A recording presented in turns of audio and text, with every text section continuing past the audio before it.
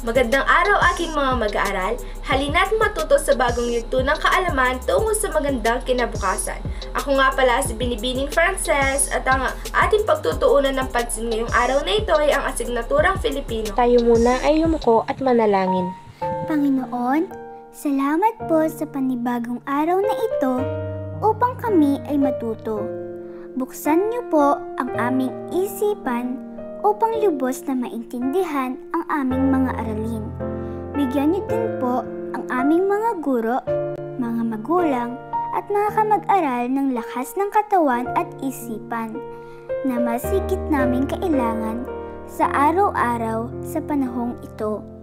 Ang lahat po ng ito ay aming dinadalangin sa iyo, aming Diyos Ama. Amen.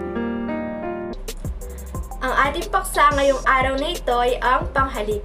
Pagkatapos ng aralin, ang mga mag-aaral ay inaasahan na una, nakikilala ang iba't ibang uri ng panghalip.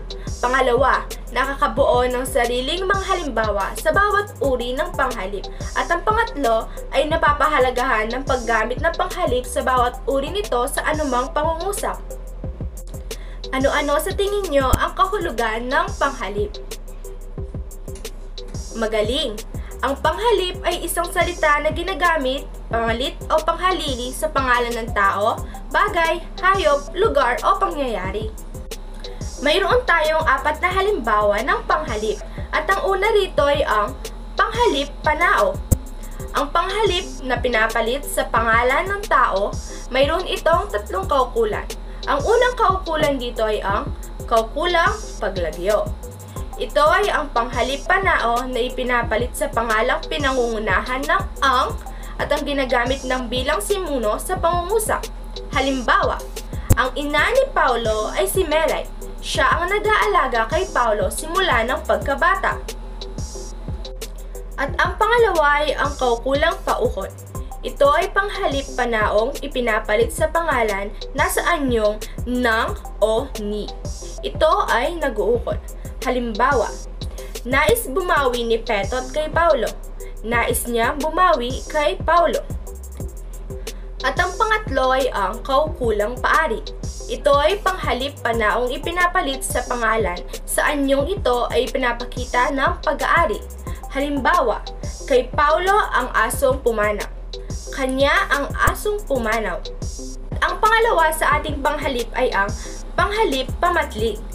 Panghalip na ipinapalit sa pangalan ng lugar o pangalan na nagpapahayag ng layo, distansya ng mga bagay sa nagsasalita o nakikinig. Ang unang halimbawa natin dito ay ito.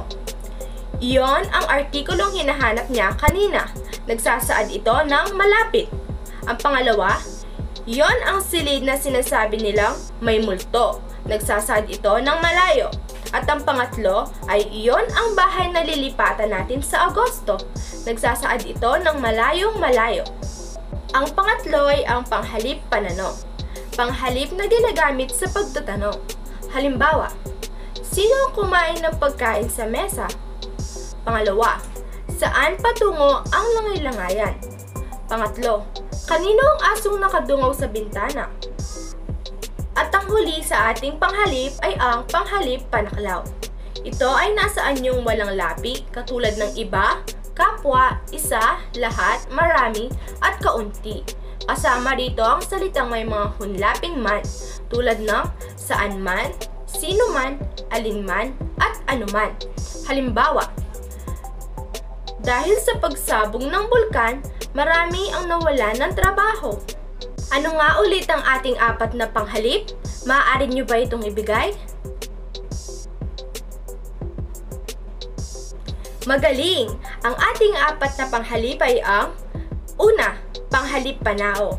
Pangalawa, panghalip panano. Pangatlo, panghalip pamatlig. At ang pang-4 ay ang panghalip panaklaw. Ngayon naman aking mga mag-aaral ay susubukan ko kayo sa pamamagitan ng pagbibigay ng mga gawain. Ang mga gawain na nakatala dito ay inyong sasagutan. Ito ang panuto. Gamitin sa pangungusap ang mga panghalip na nakatala. At sa ating pagsusulit, kumuha ng kalahating papel at sagutan ng mga sumusunod. Salungguhitan ang mga panghalip sa bawat pangusap at isulat sa patlang kung anong uri nito. Maraming salamat sa inyong pakikinig sa ating paksang tinalakay ngayong araw na ito. Alam kong marami kayong natutunan. Hanggang sa muli, paalam!